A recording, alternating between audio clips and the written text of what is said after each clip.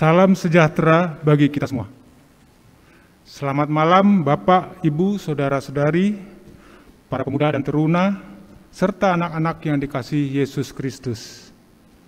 Selamat bergabung bersama dalam ibadah keluarga GPIB Jemaat Nazaret DKI Jakarta di minggu ke-14 sesudah Pentakosta dengan pemberita firman Penatua Romulo Hutapea.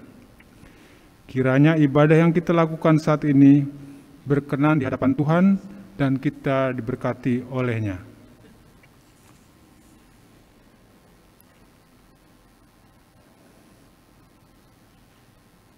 Tidak ada satu manusia yang sempurna. Setiap manusia memiliki kelebihan masing-masing dan juga keterbatasan.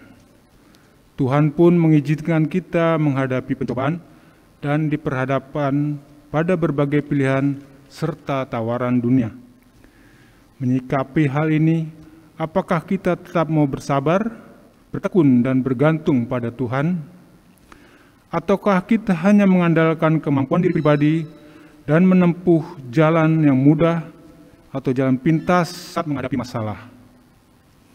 Dan apakah kita siap untuk menjadi saksi Kristus yang lemah lembut, penuh kedamaian, rendah hati, dan mau menolong sesama dalam kesusahan? Marilah kita menyiapkan hati dan pikiran kita untuk beribadah kepada Tuhan.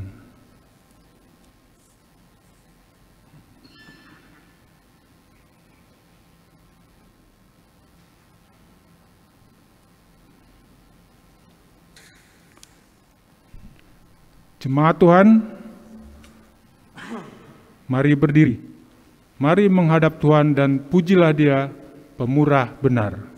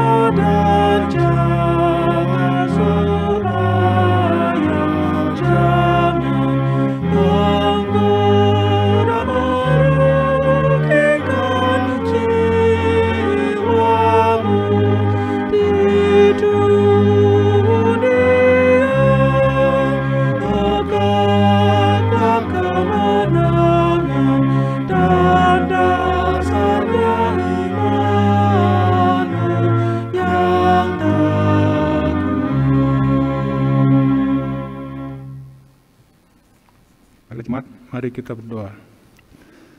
Tuhan Yesus, kami bersyukur karena Engkau selalu menyertai dan memberkati kami. Hadirlah ya Tuhan pada ibadah keluarga GPIB Jemaat Nazaret Jakarta saat ini, agar ibadah ini dapat terlaksana hanya seturut kehendak-Mu. Pimpinlah hati dan pikiran kami, agar kami dapat mengerti firman-Mu, dan ibadah ini hanya tertuju kepadamu. Ampunilah akan segala kesalahan yang telah kami perbuat, dan dalam nama Tuhan Yesus Kristus kami berdoa. Amin. Kita akan membaca Mazmur 126 secara berbalasan. Nyanyian ziarah.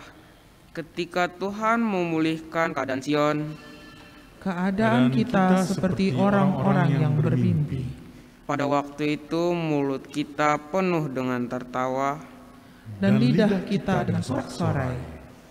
pada waktu itu berkatalah orang di antara bangsa-bangsa, Tuhan telah melakukan perkara besar kepada orang-orang ini. Tuhan telah melakukan perkara besar kepada kita. Maka kita bersuka cita, Pulihkanlah keadaan kami ya Tuhan. seperti memulihkan batang air kering di tanah Negeb. Orang-orang yang menabur mencucurkan air mata. Akan menuai dengan bersorak-sorai, Orang yang berjalan maju dengan menangis sambil menabur benih, pasti pulang dengan sorak-sorai. sambil membawa berkas-berkasnya.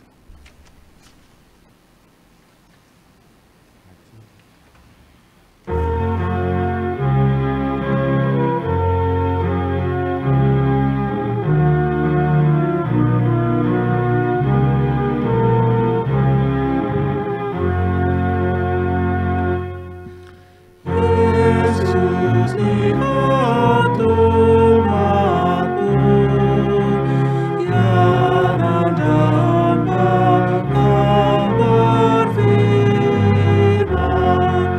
dan arahkan padamu hati dan seluruh indera. Jika kami yang di dunia Kau dekatkan pada zona.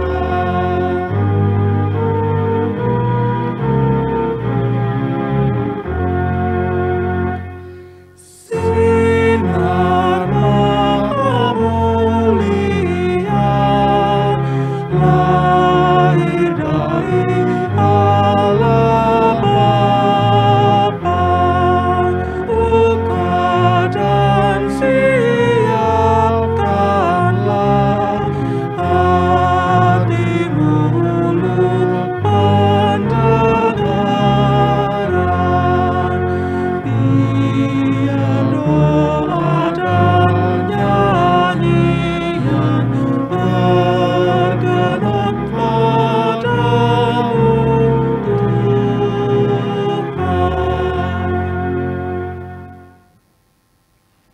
Bapak Ibu yang dikasihi Tuhan Yesus Kristus, mari kita bersatu dalam doa, mohon tuntunan Roh Kudus dalam pemberitaan firman. Bapa di surga, Bapa yang kami puji dan sembah dalam nama Yesus Kristus, kami mengucap syukur dan terima kasih Tuhan. Tuhan mengizinkan kami untuk bersekutu di malam hari ini, kebaktian, ibadah, keluarga, GBIB Nazaret, yang diikuti oleh jemaat-Mu, baik yang ada di tempat ini Tuhan, maupun yang di rumah. Hanya karena pengasihan Tuhan saja kami dapat bersekutu di malam hari ini. Oleh sebab itu patutlah kami bersyukur. Bapa di surga, untuk memampukan kami menjalani hari-hari kami akan membaca sebagian dari firman-Mu, supaya kami dapat dikuatkan dan dimampukan menjalani segala pergumulan hidup. Tuntun kami Tuhan melalui Roh Kudus-Mu. Hamba-Mu yang akan menyampaikan kebenaran firman-Mu, biarlah Tuhan pimpin melalui Roh Kudus, supaya kami dapat menyampaikannya dengan baik, kami dapat mengerti dan dapat melaksanakannya dalam kehidupan kami sehari-hari. Berfirmanlah Tuhan, karena kami anak-anak-Mu telah siap untuk mendengarkannya. Dalam Kristus Yesus Juru Selamat kami yang hidup, kami mengucap syukur dan mohon berkat. Amin. Bapak Ibu, mari kita berdiri. Kita akan mendengarkan firman Tuhan yang dibacakan dari Alkitab, yang diambil dari 2 Petrus 2 ayat 4 sampai dengan 11. 2 Petrus 2 ayat 4 sampai dengan 11 yang menyatakan,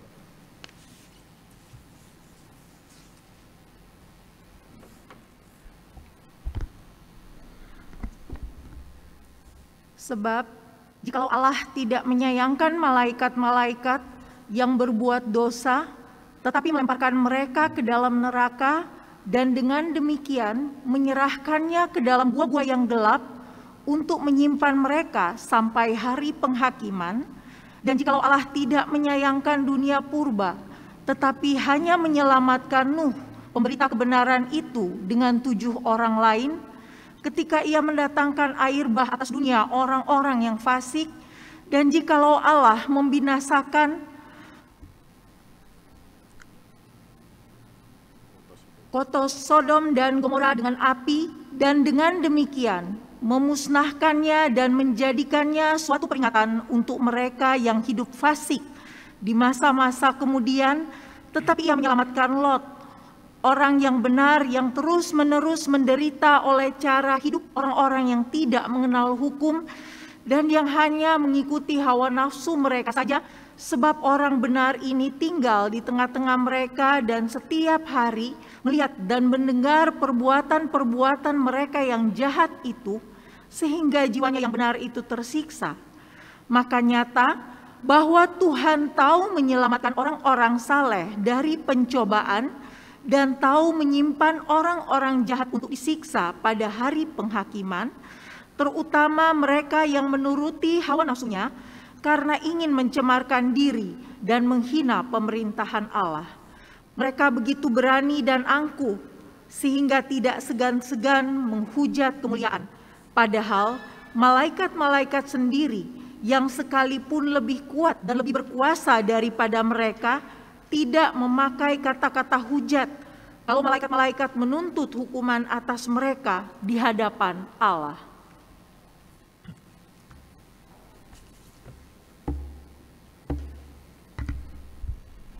Demikianlah pembacaan Alkitab. Berbahagialah semua orang yang mendengar firman Tuhan dan melakukannya. Terpujilah Tuhan kita Yesus Kristus. Haleluya.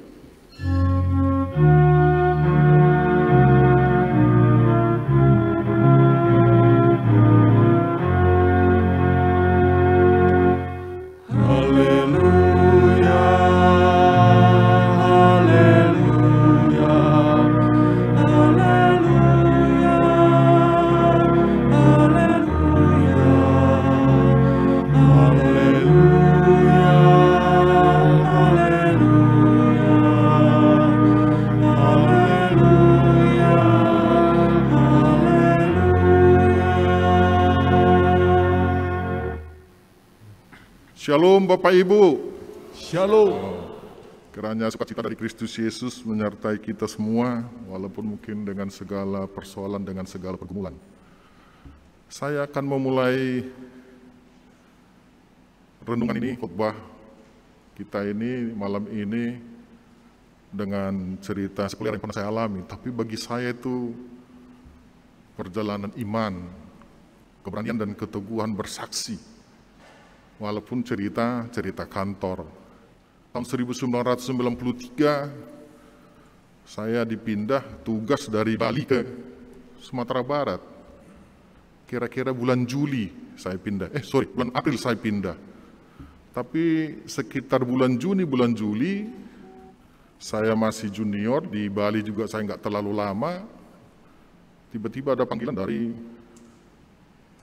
kepolisian daerah Sumatera Barat untuk meminta orang dari kantor kami menjadi saksi ahli karena ada pengoplosan yang begitu besar sekali, pemalsuan oli di Sumatera Barat yang mulai dari kota Padang sampai ke kota-kota kabupaten. Pendek cerita, sesuai dengan undangan dari Polda saya hadir. Tugas saya itu memang sebagai orang marketing ya. Saya ketemu dengan salah seorang mayor, waktu itu masih mayor ya, nggak kompol namanya, tahun 93. Nah segitu saya ke kantor Polda, saya langsung dibawa ke ruang tahanan. Saya masih berteman juga sama si mayor ini, dia pensiun kemarin, pangkatnya Irjen ya. Langsung ditunjukin, Pak Hutapea, kenal orang yang 3 itu, satu itu. Saya lihat gini, nggak kenal saya. Oke, kalau nggak kenal, Bapak boleh ke ruangan saya. Wah, mau diapain saya pikir ya. Di ruangannya dia bercerita ke saya, orang-orang itu Pak, itu kaya. Itu tampangnya aja itu loyo, kelihatan pakai celana pendek. Dia itu mengeraup duit rakyat, tapi merusak sepeda motor, merusak mobil orang karena oli palsu. Zaman itu baru hanya Pertamina saja menjadi pemasok, belum ada saya ingat. Jadi satu-satunya berhak untuk menyampaikan itu palsu apa tidak hanya orang Pertamina. Sesudah di ruangan, memang saya sudah diminta, tolong dibawa oli yang asli. Waktu itu masih mesran super nih, Pak Pohan. Tolong dibawa oli yang asli. Wah, saya ngerti nih. Akhirnya benar, di ruangan itu ditunjukin. Bapak tolong bandingkan yang asli sama yang palsu ini. Saya bilang saya sudah dididik. Kami kan dicepu 1 tahun ya, belajar teknis dan macam-macam ya. Pak Mayor, saya tidak bisa pastikan ini, bahwa ini barang ini palsu apa tidak. Hanya satu nanti yang bisa membuktikan itu. Cek laboratorium. Tapi saya bisa melihat Pak indikasi, nanti saya buktikan, saya bilang. Indikasinya saya selaku orang yang sudah dididik dan bertugas untuk ini, saya akan bisa tunjukin nanti bahwa nanti ini dibuktikan dengan 100% oleh laboratorium, tapi ini saya ini akan benar. Saya kasih petunjuk sama dia, dilepas dua-duanya, dari botol saya tunjukin, ini palsu, ini tidak. Kemudian begitu dicecerin ke kaca, kita ini, itu namanya viscosity ya, Pohon pasti masih hafal ini viskositas dan lain-lain. Ini pasti palsu, ini. Ya. Oke, dari bau, ini bau asap, ini asli, gak ada bau apa-apa nih. Masih banyak hal-hal yang lain. Oke, akhirnya saya di BAP, berita acara pemeriksaan dan lain-lain. Saya sudah mau pergi, langsung dipanggil lagi, Pak Hutapea, ada satu hal yang mau saya sampaikan. Kalau Bapak tidak mau bersaksi, orang itu akan lepas dan akan berbuat jahat lagi. Bapak mau apa tidak? Kalau Bapak tidak mau bersaksi ke pengadilan bahwa dia itu palsu, dia akan lepas. Karena udah berulang-ulang. Saya bilang, wah repot juga nih. Saya tahu nih mafia mainnya.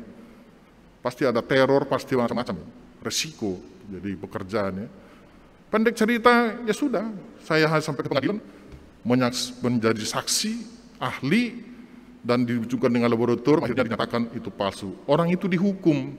Saya masih ingat hukumannya nggak besar tinggi-tinggi banget sebetulnya. Ada yang 6 bulan, ada yang 3 bulan, dan yang paling lama cuma 9 bulan si pentolangnya itu yang paling kaya itu. Bagi kita sebetulnya tidak persoalan itu, yang paling utama yang kami lihat. Semua peralatan infrastruktur yang dia miliki itu disita, supaya tidak bisa lagi dia melakukan pemalsuan oleh lain-lain. Hari ini waktu Bu Pendeta menyampaikan pelayan firman hari ini, saya baca ini mengenai guru-guru palsu, persoalan kita hadapi sangat-sangat sulit bagi saya. Langsung analogi berpikir saya mirip dengan pengalaman ini.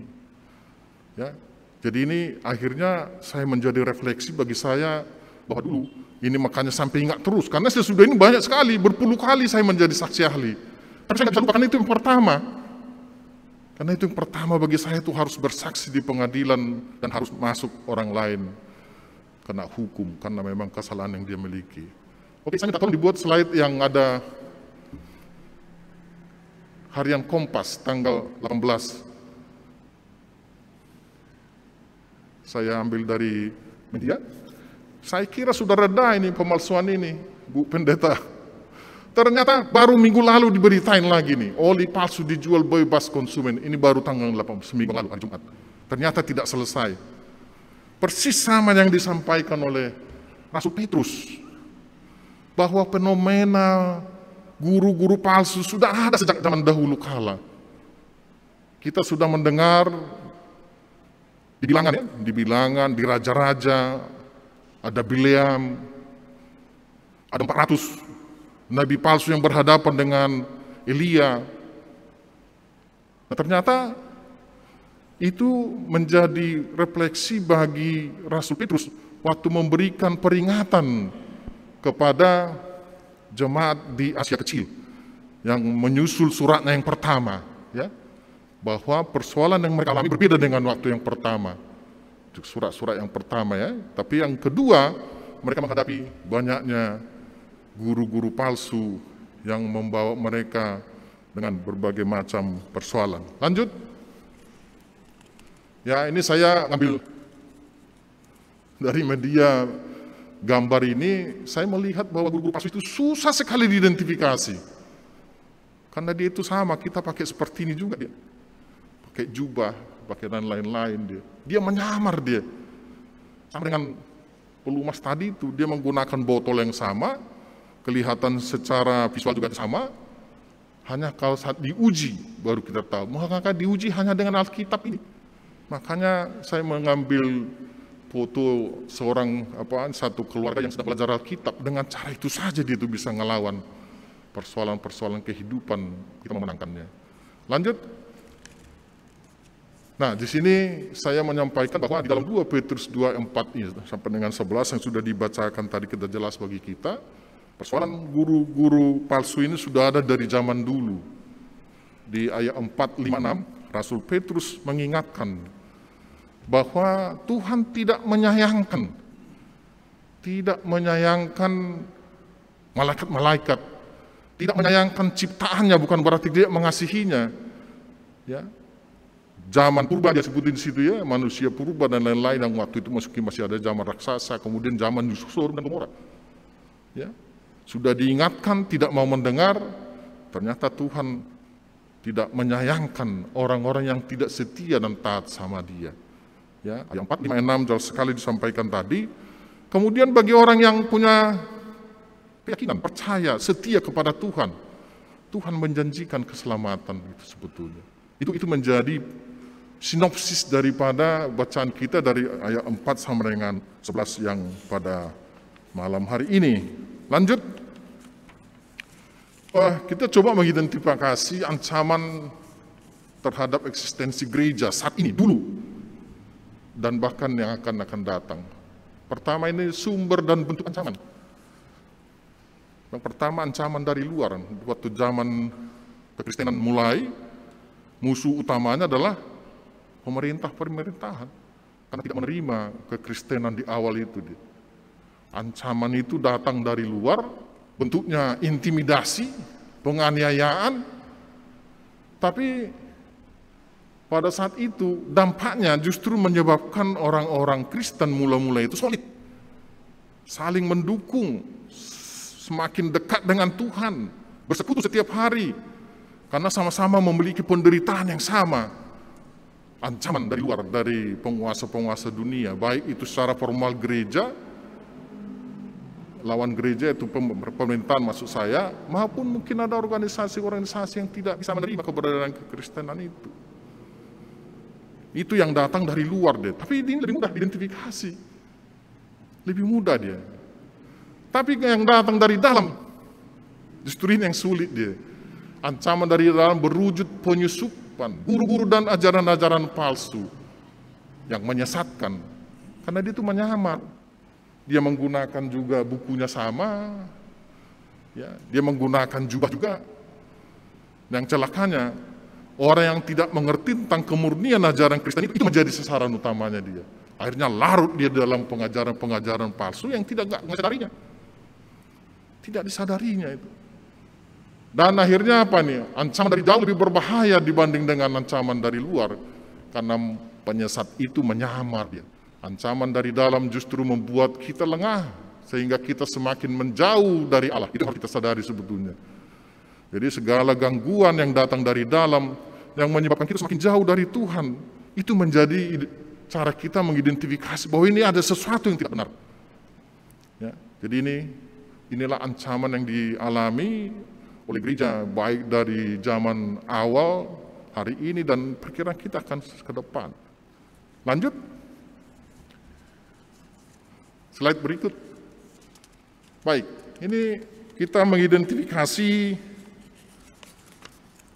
tentang guru-guru palsu sebagaimana yang ditulis oleh Rasul Petrus, yang ditulis seperti bacaan kita tadi pagi ya.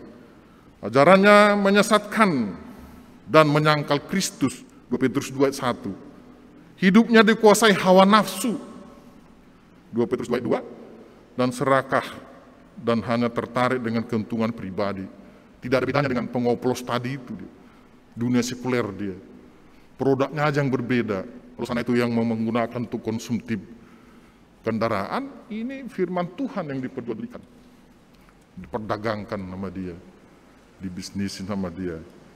Makanya Rasul Petrus justru menyatakan sebetulnya hukuman dia lebih parah daripada malaikat-malaikat itu, karena malaikat saja tidak pernah menghujat, tapi justru guru-guru palsu itu menghujat keberadaan Tuhan.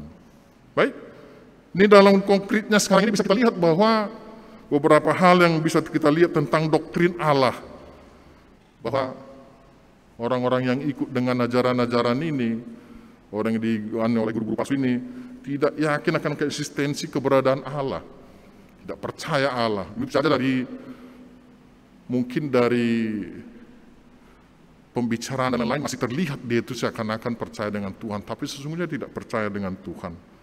Ada juga tentang manusia, pemahaman mereka tentang manusia, memandang manusia itu otonom, baik, dapat mengandalkan rasio dan teknologi untuk memperbaiki keadaan manusia, merasa dirinya bebas berbuat sesuka hati untuk memenuhi keinginan duniawi, tapi sesungguhnya ia berada dalam perhambaan. Ini paling banyak sekarang.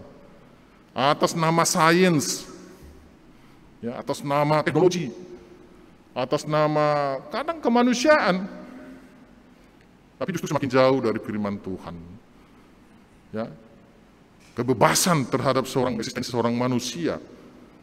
Ya, kita punya saudara yang tinggal di luar, anaknya tidak mau lagi ke gereja tertentu.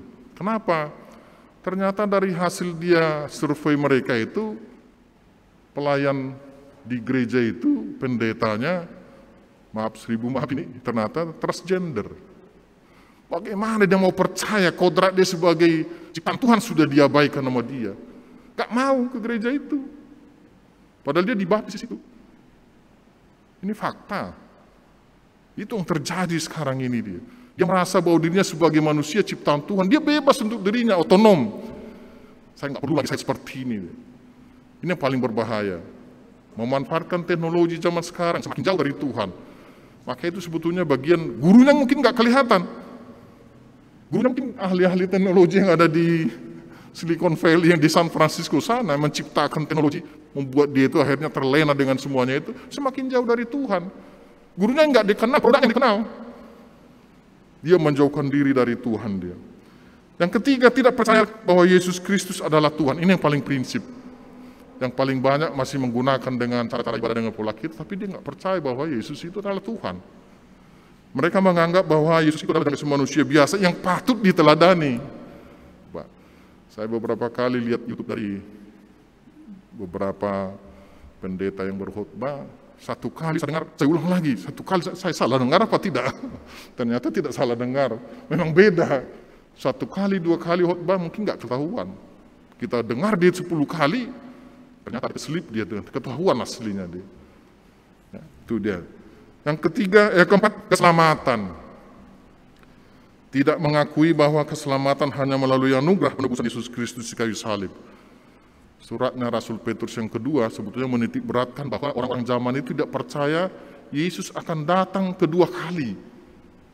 Ada stressingnya sebetulnya di surat Rasul Petrus yang kedua terhadap jemaat yang saat itu. Karena sebetulnya itu ditulis kurang lebih tahun 60 ke tahun 70. Sebetulnya orang-orang yang hidup yang pernah ketemu dengan Tuhan Yesus masih ada yang hidup. Tapi di situ aja itu sudah banyak guru-guru palsu mau melakukan penyesatan. Ya, 30 tahun Yesus bangkit, tahun ke-33 masih banyak yang hidup ya. Sama dengan kita disuruh misalnya ke Orde Baru seperti ini. Sebetulnya kita masih menyaksikan Orde Baru, kan nggak bisa dibohongi juga kita ya. Ya, tapi ini yang terjadi dia, keselamatan, tidak mengakui bahwa keselamatan hanya melalui anugerah penebusan Yesus Kristus di kayu salib. Kemudian iman, hampir semua ajaran-ajaran palsu ini mendasarkan imannya atas suatu filsafat atau ajaran lain, bukan berdasar Alkitab yang murni ya, dan biasanya disebut dengan tafsir, dan dianggap itu sah. Itu yang banyak terjadi sekarang. Bapak Ibu, mari kita bagaimana cara menguji sebetulnya ini ajaran ini, guru ini palsu apa tidak dia. Ada 4 poin yang di sini. Lanjut. Yang pertama, komitmennya terhadap tubuh Kristus yaitu gereja. Ya, kalau kita lihat dari 1 Yohanes 2 ayat 19, saya sengaja mengambil dari Yohanes karena guru-guru palsu ini banyak ditulis oleh Yohanes, Petrus, dan satu lagi adalah Yudas. Ya, Paulus juga ada. Di sini disebutkan di dalam 1 Yohanes 2:19, mereka berasal dari antara kita, tetapi mereka tidak sungguh-sungguh termasuk pada kita. Jadi sama, nyamar dia. Tapi maksudnya sama. Itu penyamaran itu yang berbahaya itu. Orang yang tidak bisa mengidentifikasi, maka dia akan terlarut dalam penyamaran dia yang tidak bisa kita kenali. Yang kedua, bahwa gaya hidupnya, coba ini nggak kelihatan. Itu. Gaya hidupnya apakah seturut dengan perintah Allah atau tidak? Dalam 1 Yohanes 3:23. Dan inilah perintahnya itu, supaya kita percaya kepada Yesus Kristus, saling mengasihi sesuai perintah Kristus. Apakah kita mengikuti hidup kita itu dengan teladan Yesus? Bila tidak, maka orang-orang itu sebetulnya bukan bagian dari kemudian firman Tuhan yang diajarkan oleh dia. Ya, jadi gaya hidupnya apakah seturut dengan perintah Allah atau tidak? Ya, kita identifikasi saja. Ya. Yang ketiga, bahwa buah dan pelayanannya itu apakah membawa orang-orang hidup dalam kebenaran atau hidup dalam dosa. Ya, dalam 1 Yohanes 3:7-8, barang siapa yang berbuat kebenaran adalah sama dengan Kristus, ya, benar sama dengan seperti Kristus adalah benar, dan barang siapa yang berbuat dosa berasal dari iblis. Satu, kalau yang benar berasal dari Kristus, kalau dia itu salah maka dia berasal dari iblis. Ya, jadi kalau dia itu walaupun dengan menggunakan predikat hamba Tuhan dan lain-lain, manakala dia itu tidak memberikan buah dari pelayanannya, maka itu berasal bukan dari Tuhan, dari Yesus kita, ya. Dan yang keempat adalah, yang paling penting adalah berkenaan dengan kepercayaannya terhadap Yesus Kristus yang adalah benar-benar Allah dan benar-benar manusia. Ini yang paling banyak dipelesetin sekarang ini. Makanya banyak mungkin aliran entah macam-macam sebutannya, ya, tidak percaya dengan Tritunggal dan lain-lain di Trinitas kita itu. Ini mungkin cara kita menguji untuk mengetahui tentang apakah ajaran itu ataukah guru itu adalah palsu atau tidak. Yang berikut adalah bahwa karena mereka disebutkan palsu adalah karena memang ajarannya didasarkan atas janji-janji palsu. Ya, ajarannya itu adalah janji-janji palsu. Ya, tentang keselamatan palsu, nubuatan palsu, sama seperti yang dijanjikan Bileam, menyesatkan hanya karena terima suap dia. Sama dengan juga yang dialami oleh 400 nabi yang berhadapan dengan Elia, suruhannya Izebel dan Ahab, palsu semua. Habis malah dihabisin oleh satu orang lawan 400. Ya. Kemudian pengalaman rohani mereka adalah palsu. Banyak sekali cerita kalau kita nonton di YouTube barangkali, ya. Cerita, ya kalau saya sih ngelihatnya kadang kesan lucu. Sepertinya ketemu Tuhan setiap hari katanya dan dapat pesan, dapat bisikan, ya. Saya kira bisa saja semua orang yang dekat dengan Tuhan bisa menerima bisikan itu. Tapi kalau seperti dibuat seperti kayak berjalan mau ke satu area dan lain-lain, katanya pun bertanya-tanya seperti itu apa tidak. Ya, jadi ini pengalaman-pengalaman rohani itu adalah palsu. Seperti disebut 2 Petrus 2 ayat 17. Guru-guru palsu itu seperti mata air yang kering, nggak bisa memberikan apa-apa.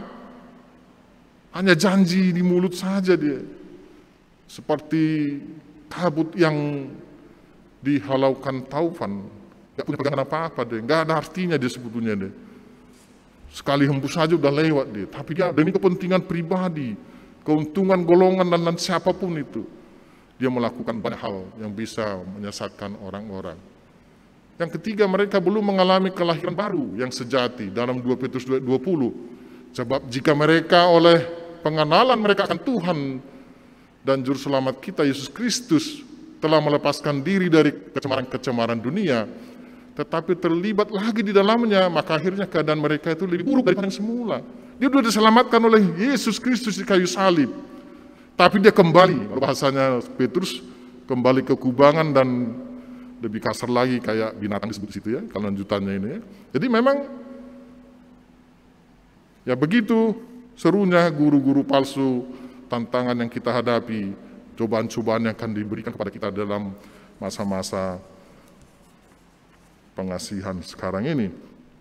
Di sini ada faktor-faktor penyebab timbulnya guru-guru palsu ini adalah faktor sinkretisme, ajaran-ajaran animisme ya, ajaran-ajaran suku. Saya waktu pas puncak dari pandemi tahun 2020, ini heboh juga gereja Batak ya, karena begitu banyak persoalan di sana itu termasuk ekonomi terhadap ancaman dari pandemi ini. Ternyata beberapa kelompok orang Batak yang ada di sana itu melakukan kembali ke pola penyembahan. Saya ada videonya, menyedihkan sekali itu. Ya terganggu juga akhirnya keberadaan ya gereja Batak yang sudah begitu formal, begitu lama ya. Ternyata begitu ada persoalan, dia kembali ke kubangan itu. Kembali dia ke pola lama. Dia nggak kuat, dia tidak yakin penyertaan Tuhan dalam segala problem yang dihadapi itu. Dia kembali ke ajaran-ajaran yang ini. Ketidakpuasan dan kekecewaan orang Kristen terhadap praktik rohani yang gereja resmi yang semakin merosot ya. Kemudian vitalitas rohani gereja semakin merosot dan rapuh akibat pengaruh materialisme dan pengaruh ajaran roh-roh setan ini. Vitalitas yang dimaksud di dalam kemampuan untuk hidup, tumbuh dan berkembang di gereja itu dimaksud dengan vitalitas ya. Tidak mampu lagi. Jadi ada orang yang akhirnya, wah sudah kita cari jalan sendiri aja. Ini kira-kira yang ini. Kemudian Rasul Petrus juga menegaskan bahwa hukuman bagi penyesat itu jelas sekali. Tidak ada harapan bagi guru-guru palsu penyesat itu. Hukuman baginya telah tersedia di 2 Petrus 2:3b ya. Ya, itu sudah tadi saya sampaikan bahwa malaikat yang jatuh, kalau malaikat yang begitu tinggi saja sebetulnya Tuhan hukum juga. Apalagi penyesat itu yang tidak ada apa-apanya dibandingkan malaikat dia. Tidak menyayangkan dia. Malaikat yang memberontak saja dia tidak sama menyayangkan. Manusia-manusia purba, zaman purba, yang dikasihinya sebetulnya karena ciptaannya, tapi begitu memberontak, tidak taat, tidak disayangkan juga. Sodom dan Gomora tidak disayangkan juga. Ini menjadi peringatan bagi kita. Orang yang telah diselamatkan oleh Kristus, seperti tadi itu sampaikan, jangan kembali ke kubangan. Pergumulan setiap hari pasti kita alami. Bentuknya berbeda-beda. Bahkan kita mau ke sini saja pasti punya pergumulan sendiri. Tapi bersama dengan Tuhan kita akan percaya, kita akan berikan kekuatan dan kemampuan. Harapan bagi orang percaya jelas sekali. Slide berikut. Bahwa dalam kondisi yang sulit seperti ini, Petrus memberikan harapan bahwa orang benar tidak perlu takut dan gentar. Karena Tuhan telah memiliki pengharapan, Allah tahu menyelamatkan orang-orang yang saleh. 2 Petrus 2:9 jelas sekali ya. Makanya apa? Bahwa Tuhan tahu menyelamatkan orang-orang saleh dari pencobaan dan tahu menyimpan orang-orang yang jahat untuk disiksa pada hari penghakiman. Petrus menyampaikan Nuh dan Lut yang diselamatkan karena anugerah Tuhan dan kesalehan mereka. Karena anugerah Tuhan maka mereka diselamatkan, Lut dan Nuh pada zaman mereka, Nuh bersama dengan 7 orang yang lain. Dan ini menjadi harapan bagi kita dalam segala persoalan kehidupan kita, Bapak Ibu. Ya, harapan kalau kita hidup karena anugerah, maka kita tetap teguh, pegang tangan Tuhan Yesus, Sang Juru Selamat yang sudah kita yakini. Baik, ini slide terakhir Bapak Ibu, bagaimana sikap kita selaku orang percaya? Ya. Ada 5 di sini yang saya tulis ya. Pertama, bertekun dalam doa. Tubuh kita ini lemah. Pikiran kita itu pun kadang lemah juga. Tapi kalau kita memohon tuntunan Tuhan, kekuatan Tuhan, sehingga kita bisa mewaspadai, bisa kita dikuatkan, kita berjaga-jaga supaya kita tidak jatuh dalam pencobaan. Kalaupun datang, ya kita harus dikuatkan. Rasul Petrus 3 kali menyangkal Tuhan Yesus. Tapi dia juga bersaksi dengan begitu kuat. Jadi tulisan ini kan karena dia salah satu murid langsung Tuhan Yesus. Ya, dia menyangkal 3 kali. Tapi dengan begitu dia bilang, saya akan mengikut Engkau Tuhan, saya memberikan hidupku, tidak ada lagi ketakutan dia, bahkan kematian pun tidak ditakutinya. Ya, apalagi persoalan-persoalan biasa. Ya, bersama dengan Tuhan kita bertekun dalam doa, hidup kita harus setiap hari bahwa kita punya kekuatan dan tuntunan dari Tuhan. Yang kedua, memahami ajaran akan kebenaran Alkitab dan dapat memberi penjelasan akan iman dan pengharapannya. Saya kira ini yang paling poin salah satu. Saya harus bersaksi juga di sini. Sebelum saya belum ikut di komunitas KBA, saya tidak pernah membaca Alkitab itu, Bu Pendeta, secara terstruktur. Mulai dari Perjanjian Lama, belum pernah saya itu. Bacanya sporadis. Maksudnya itu ada di sini, kita baca di situ, ini baca di sini, terpotong-potong dia. Tapi saya dengan ikut KBA ini, saya bersyukur sekali. Tuhan menuntun kita. Jadi saran saya kalau boleh KBA itu anak-anak remaja, ini harus ikut. Jangan cuma hanya orang tua saja punya. Begitu kita dalami, saya dulu pernah satu ketika melihat YouTube pendeta pintar. Apa ibu pasti tahu itu, dia seorang dokter, tapi insinyur juga. Apa dia bilang? Saya tidak pernah berkhotbah dari mimbar itu dari Perjanjian Lama. Saya tidak mau. Ini urusan mau apa tidak ini berkhotbah dari Perjanjian Lama. Tapi begitu saya baca Perjanjian Lama, bagaimana Tuhan hadir langsung berhadapan dengan mulai dari Adam, Abraham, Musa, dan seterusnya Yosua. Kelihatan Tuhan itu menunjukkan dirinya dengan langsung di awal itu kan. Kemudian dia tunjuk lagi nabi-nabi. Baru kita di perjanjian baru kita ketemu Yesus Kristus. Kita menjadi direct communication ya. Bersyukur kita. Kalau dulu mungkin harus melalui nabi, harus melalui... Tidak semua orang bisa ketemu dengan Tuhan. Dia bisa berkomunikasi. Tapi dengan Yesus datang kita diberi hubungan langsung ya. Bisa kita komunikasi langsung dengan doa. Kemudian yang ketiga, memuji setiap ajaran. Benar ajaran itu? Bagai tadi beberapa poin-poin yang kita lihat itu bisa menjadi mengujinya dengan firman Tuhan. Kalau tadi urusan minyak itu menggunakan lab, maka di sini standarnya adalah Alkitab.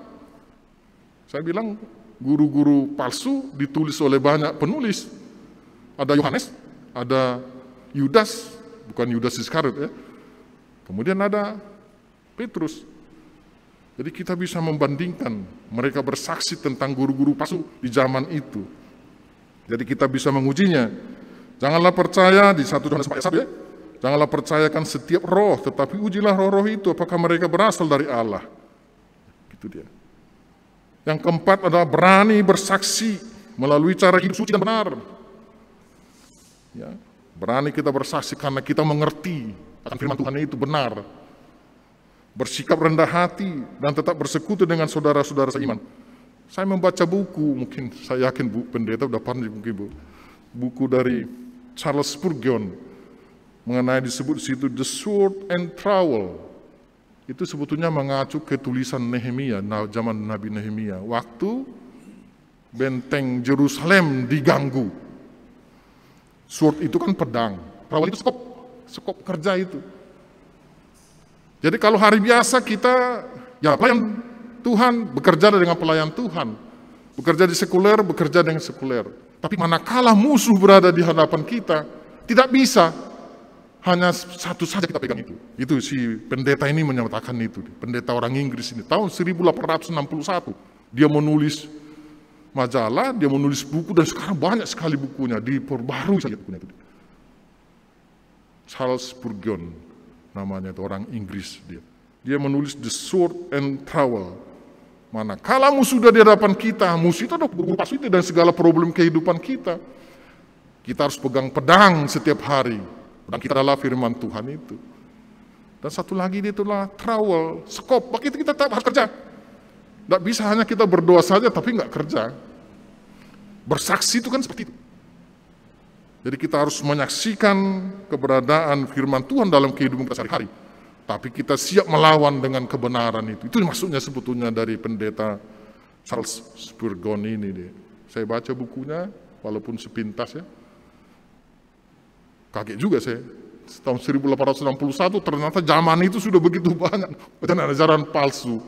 Ya, cara memeranginya ini, dia berkolaborasi dengan pendeta-pendeta di Amerika, dari Inggris, ya, menerbitkan buku, menerbitkan majalah, menguatkan jemaat yang banyak diganggu zaman itu. Ya, kita tahu di sana juga banyak sekali aliran yang menyimpang ya. Dan yang terakhir ini, bahwa dengan iman yang teguh, percaya dan tidak ragu akan keselamatan hanya ada di dalam Kristus Yesus. Ya. Bertahan sampai akhir. Dan kita percaya dengan kuasanya, kita dapat menjalani segala pencobaan dalam bentuk apapun yang kita hadapi. Baik gangguan ajaran-ajaran atau guru-guru palsu ini. Terakhir saya ambil dari 2 Timotius 4 ayat 7. Kita berharap kapanpun Tuhan memberikan hidup kita sampai panjang, maka firman Tuhan 1 Timotius 4 ayat 7 ini kita lah menjadi ini. Tolong dibesarin slide-nya. Aku telah mengakhiri pertandingan yang baik. Ya, aku telah mengakhiri pertandingan yang baik.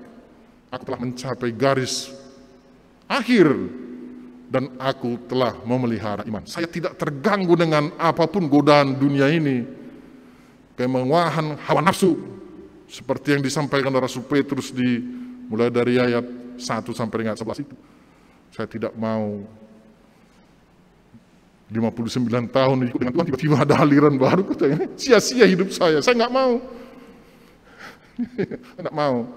Saya harus sampai garis finish itu, memelihara iman bersama dengan Tuhan. Problem apapun yang terjadi, baik itu gangguan eksistensi gereja, iman kita itu karena memang dari luar maupun dari dalam. Apapun bentuk pencobaan yang kita jalani, masalah ekonomi, masalah anak, masalah sosial, masalah lingkungan, macam-macam kita hadapi. Kita percaya bersama dengan Tuhan, kita dimampukan supaya hidup kita tidak sia-sia, dan kita sampai finish nanti bersama dengan Tuhan, bertahan sampai akhir, maka keselamatan menjadi bagian kita. Tuhan Yesus memberkati. Amin.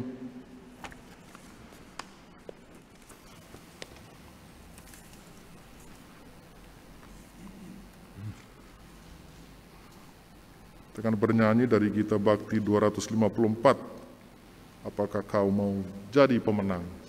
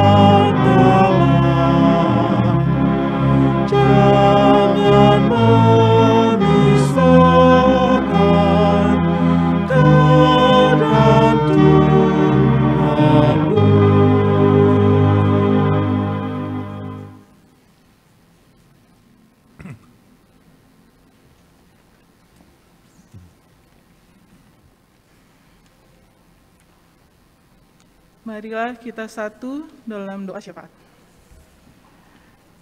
Ya Tuhan, sumber kasih, kami bersyukur untuk kasih-Mu yang mengumpulkan kami semua dalam ibadah keluarga ini. Tolonglah kami untuk melaksanakan firman-Mu, sehingga kami dapat menguji dan menghindari ancaman guru-guru palsu yang membuat kami jauh daripada-Mu Tuhan. Biarlah Roh Kudus memenuhi kami agar kami tetap bertekun dalam doa, membaca firman-Mu, dan berani bersaksi atas firman-Mu. Dan biarlah kami tetap memelihara iman kami pada-Mu Tuhan sampai akhirnya. Berkatilah Bapak Penatua Romulo Hutapea yang Engkau pakai untuk menyatakan kehendak-Mu bagi kami. Berkatilah pelayanan Pak Romulo agar menjadi berkat bagi kami semua. Biarlah sukacita dan kesehatan selalu beserta dengan Pak Romulo, Ibu Lisbeth, Raymond, dan Vanessa, sehingga keluarga ini dapat selalu bersaksi tentang kebaikan Tuhan. Kami berdoa untuk setiap keluarga dalam jemaat kami. Tolonglah kami untuk menyambut kedatangan-Mu dengan penuh semangat, untuk memperbaiki diri menjadi semakin serupa dengan-Mu.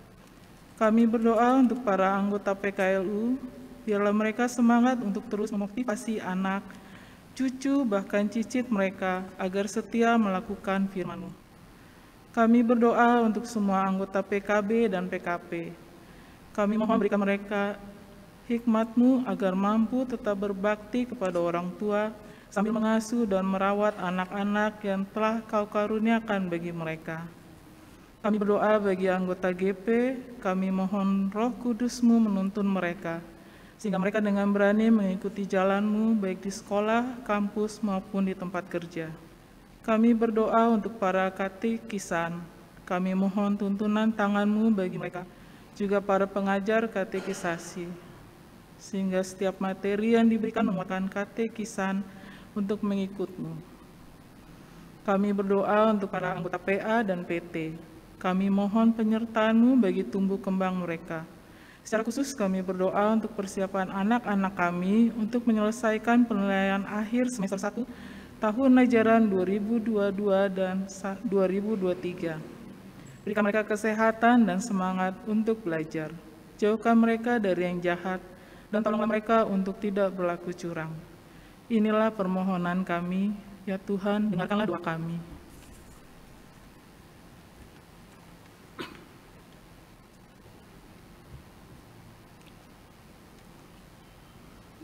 Doa bangsa dan negara.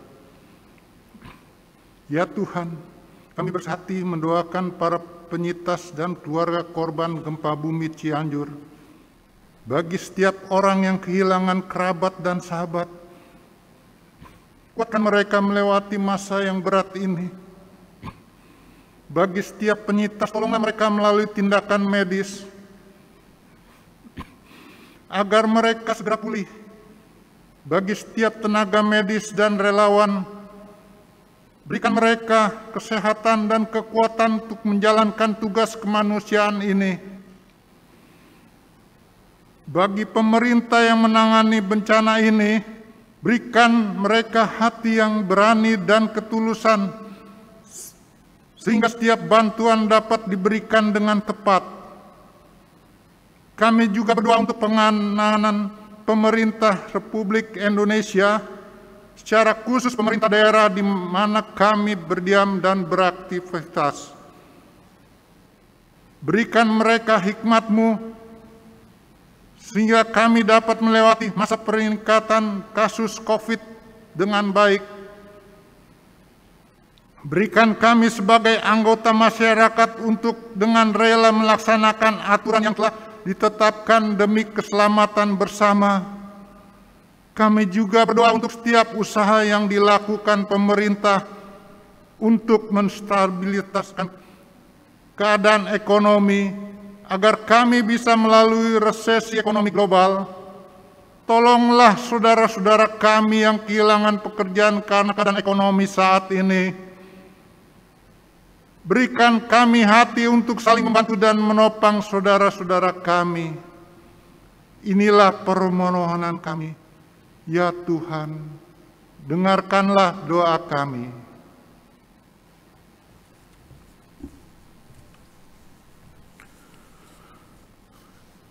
Kami berdoa untuk Majelis Sinode GPIB Mupel Jakarta Timur dalam segala program kerja dan pelayanan. Tuhan kiranya yang memimpin para pendeta, para presbiter dan jemaat, supaya kemuliaan Tuhan dinyatakan melalui segala aktivitas.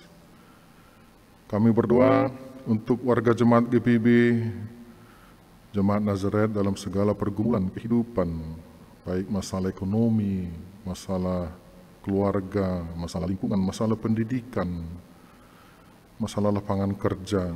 Kami serahkan ke dalam pengasihan Tuhan. Biarlah jemaat ini seluruhnya tetap berharap akan kebaikan Tuhan. Kami berdoa untuk Majelis Jemaat GPIB, Jemaat Nazaret dalam segala pelayanan dan program. Tuhan tuntun seluruh para presbiter dan para pendeta yang melayani, supaya kemuliaan Tuhan dinyatakan dan membawa sukacita bagi seluruh jemaat. Kami berdoa untuk panitia perayaan Natal GPIB Nazaret 2022, Tuhan memimpin mereka supaya mereka dapat merancang dan melaksanakan perayaan ini sesuai dengan tuntunan dan kehendak Tuhan.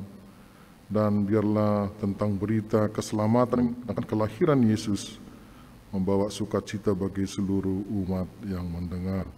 Kami berdoa untuk rencana serah terima PHIMJ masa bakti 2020-2022 ke PHIMJ 2022-2027 yang akan dilaksanakan pada tanggal 26 November. Tuhan kiranya yang menuntun, Tuhan yang memimpin, Tuhan yang menyertai, supaya seluruh program dan estafet kepemimpinan di jemaat ini dapat berjalan dengan baik, dan semuanya hanya untuk kemuliaan Tuhan saja. Kami juga berdoa untuk rencana perjamuan kudus 4 Desember 2022. Tuhan kiranya memimpin dan menyertai seluruh presbiter, pendeta, dan jemaat yang mempersiapkan hati dan pikirannya untuk menerima perjamuan kudus. Kami berdoa untuk unit-unit misioner GPIB Nazaret, pegawai kantor Majelis Jemaat GPIB Nazaret, supaya mereka dapat bekerja dengan baik Tuhan sesuai dengan kehendak-Mu dan dapat membawa sukacita bagi jemaat. Kami juga berdoa untuk segala kebijakan pemerintah, baik dalam penanganan ekonomi, penanganan pandemi, supaya Tuhan memberikan hikmat kepada para pemimpin kami, mulai dari presiden sampai dengan tingkat kelurahan, supaya pelayanan mereka hanya berorientasi kepada rakyat dan untuk kesejahteraan rakyat dan menjauhkan mereka dari segala perpecahan. Kami juga berdoa untuk perdamaian dunia. Tuhan kiranya campur tangan melalui Roh Kudus kepada para pemimpin bangsa dan lembaga-lembaga, supaya kemuliaan Tuhan dinyatakan, perdamaian bisa berjalan dengan baik, sehingga tidak berdampak baik sosial, ekonomi, politik di seluruh dunia. Kami berdoa Tuhan untuk proses penyelesaian Tanah Waru. Kiranya hikmat dari Tuhan dan Roh Kudus-Mu menyentuh setiap orang yang terlibat dalam proses penyelesaian ini, baik yang dari pihak GPIB, dari pengembang, maupun segala yang terlibat, supaya penyelesaian dapat berjalan dengan baik seturut dengan kehendak Tuhan, penuh damai sejahtera. Kami berdoa Tuhan untuk saudara-saudara kami, jemaat-Mu, dengan tubuh yang lemah, yang terbaring di rumah sakit, di rumah, karena penyakit atau karena usia lanjut. Kami berdoa untuk Ibu Ismiati Aritonang, Bapak Aritonang, Ibu Titi Nugroho Saidsu, Ibu Judith Tampunan Marlisa, Bapak Ibu Rebutar, Ibu Desire Menangka, Ibu Poyo Oleh, Ibu Rustamaji, Bapak Johannes Auri, Ibu Sarah Banuaria, Ibu Elia Dewi Wehantau, Bapak Pendeta Deni Matulap Helwa, Ibu Lopis Mojo, Bapak Alexander Rega, Bapak Rensi Supusepa, Adik Yosia Luntungan, Ibu Rinde Fretes, Ibu Teli Wenas Palealu, Ibu JAL Kandawaro, Bapak Karel van Vrah, Ibu Heni Slain Kantiandahu, Ibu Diana Kando Parinduri, Ibu Verda Sianturi, Bapak Haris Syamsu, Ibu Mariam Purayo, Ibu Tresia Dima, Ibu Mike Huta Barat, Ibu Tiurlan Napitupulu Manurung, Bapak Manurung, Ibu Jane Manurung Umboh, Ibu Prida Manuhutu, Bapak Henry Nugroho, Bapak Daniel Sulitonga, Ibu Sariah, Baby Valeri, Adik Eliana Diu, Saudari Karissa Jakob, Bapak M. Perlindungan Bakhara, Ibu Kurniati Unepati, Penatua Eti Saisyud, Bapak Rab Manuputu. Kami dari hati yang tulus kami Tuhan, seluruh jemaat berdoa untuk saudara-saudara kami yang kami kasihi Tuhan. Kiranya Tuhan memberkati segala obat-obatan, tangan dokter untuk proses kesembuhan penyakit mereka, supaya mereka dapat dipulihkan dan dapat bersekutu, bersatu dengan keluarga, bersama dengan kami juga Tuhan. Kuatkan hati mereka dengan iman yang teguh dalam pengharapan dalam Kristus Yesus akan kesembuhan mereka seluruhnya. Bapa di surga, inilah doa kami Tuhan, yang kami panjatkan hanya melalui anak-Mu, Yesus Kristus yang telah mengajar kami berdoa. Bapa kami yang di sorga, dikuduskanlah nama-Mu, datanglah kerajaan-Mu, jadilah kehendak-Mu di bumi seperti di sorga. Berikanlah kami pada hari ini makan kami yang secukupnya, dan ampunilah kami akan kesalahan kami, seperti kami juga mengampuni orang yang bersalah kepada kami. Dan janganlah membawa kami ke dalam pencobaan, tetapi lepaskanlah kami daripada yang jahat.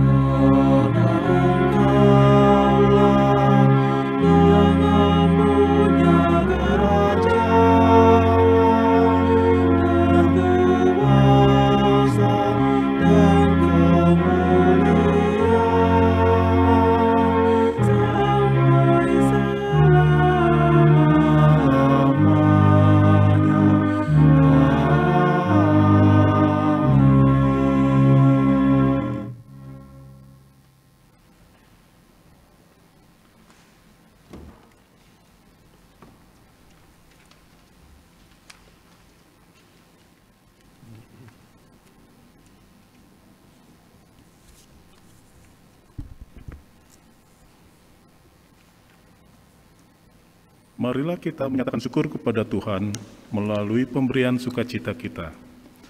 Firman Tuhan dalam Efesus 5 ayat 20-21 yang menyatakan, ucaplah syukur senantiasa atas segala sesuatu dalam nama Tuhan kita Yesus Kristus kepada Allah dan Bapa kita, dan rendahkanlah dirimu seorang kepada yang lain di dalam takut akan Kristus.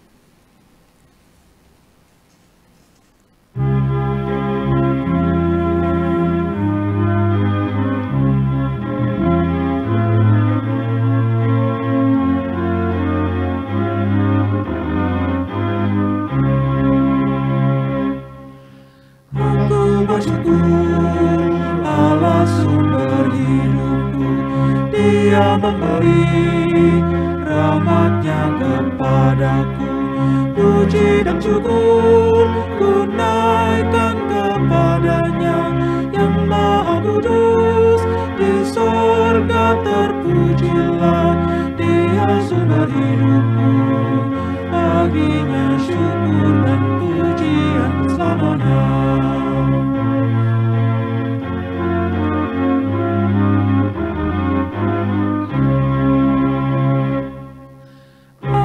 Bersyukur Allah sumber hidupku, sandang panganku dipenuhi oleh-Nya. Puji dan syukur ku naikkan kepada-Nya yang Maha Kudus. Di sorga terpujilah Dia sumber hidupku, baginya syukur dan pujian selamanya.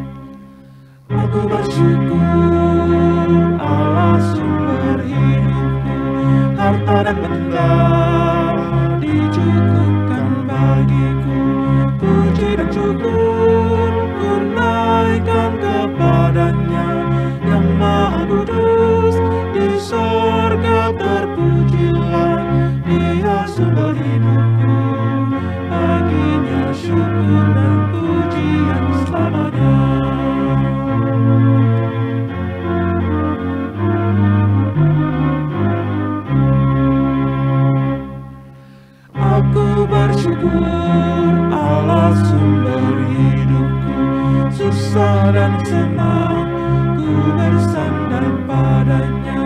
Puji dan syukur ku naikkan kepadanya, yang Maha Kudus di sorga terpujilah.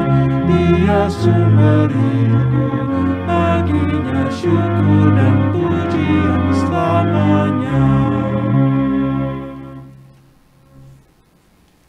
Jemaat Tuhan, mari berdiri dan menyerahkan persembahan ini kepada Allah serta memohonkan berkat-Nya atas kehidupan kita. Mari kita berdoa. Ya Tuhan Yesus, terimalah persembahan syukur dari kami ini. Berkati dan pakailah persembahan ini bagi pelayanan kasih dan kesaksian gereja-Mu di tengah dunia. Dalam nama Yesus Kristus, kami telah berdoa dan mengucap syukur. Amin. Silakan duduk.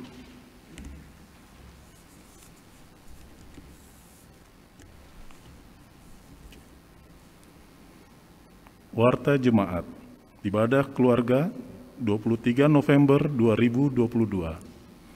Ibadah Pelkat PKP. Ibadah pelayanan kategorial Persekutuan Kaum Perempuan GPIB Jemaat Nazaret dilaksanakan pada Sabtu 26 November 2022 pukul 10 waktu Indonesia bagian Barat secara tatap muka bertempat di Ruang Serbaguna GPIB Gereja Nazaret dengan tema Wait and Hope 2 Petrus 3 ayat 10-16. Pemberita firman Pendeta Yakoba Marlin Yosef. Perjamuan Kudus. Dalam ibadah Minggu 4 Desember 2022 pukul 10 waktu Indonesia bagian Barat dan 17 waktu Indonesia bagian Barat dilaksanakan perjamuan kudus dengan menggunakan tata ibadah khusus. Perjamuan kudus di rumah atau rumah sakit akan dilayani bagi warga jemaat. Informasi dari Korsek selambat-lambatnya sampai dengan Rabu 30 November 2022 ke kantor Majelis Jemaat. Untuk informasi terkait peribadahan, pelayanan, kegiatan, dan keuangan GPIB Jemaat Nazaret DKI Jakarta, selengkapnya dapat dilihat dalam warta jemaat yang telah di-share atau dibagikan di WhatsApp Group di masing-masing sektor pelayanan. Pemberita firman. Untuk pemberita firman malam ini, Penatua Romulo Hutapea, Presbiter GPIB Jemaat Nazaret. Kepada pemberita firman, tim live streaming, Satgas Peribadahan, pemain instrumen, pemandu lagu, Saudari Fasti Polii, Adik Delbert Moni Harapon, Ibu Diaken Rina Yuliana Imran Watimena, Bapak Yohanes Rincap, Bapak Diaken Rian Tandirerung, Ibu Dosma Tandirerung Barat. Majelis Jemaat mengucapkan terima kasih atas pelayanannya. Tuhan Yesus memberkati.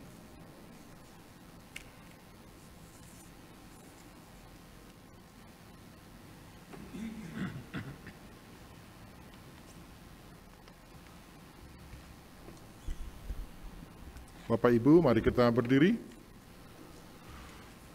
Kita yakin dan percaya bahwa hanya dengan bersama dengan Kristus Yesus saja kita dapat memenangkan segala pencobaan dan pergumulan kehidupan kita.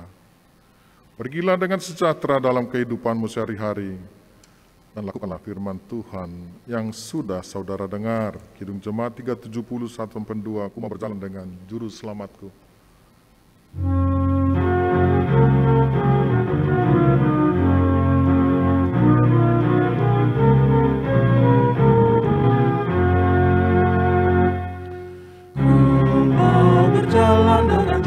Selamatku di lembah berbunga dan berair sejuk, ya kemana juga aku mau mengikutnya, sampai aku tiba di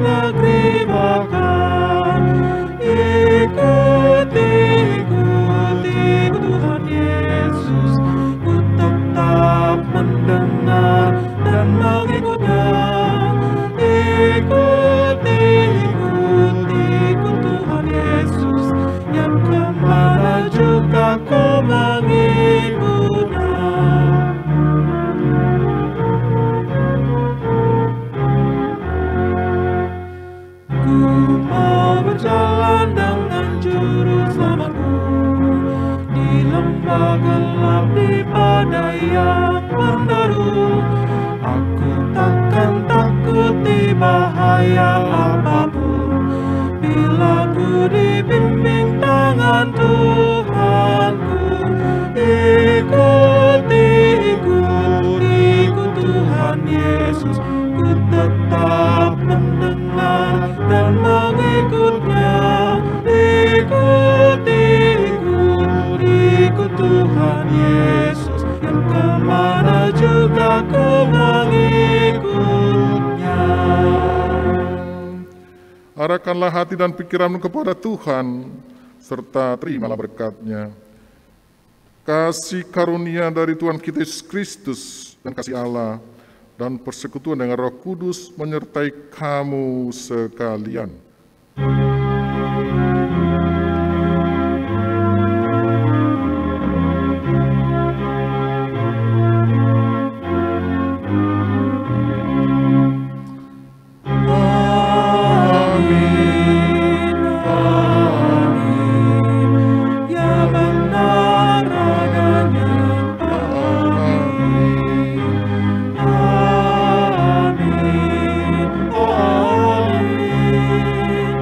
Ya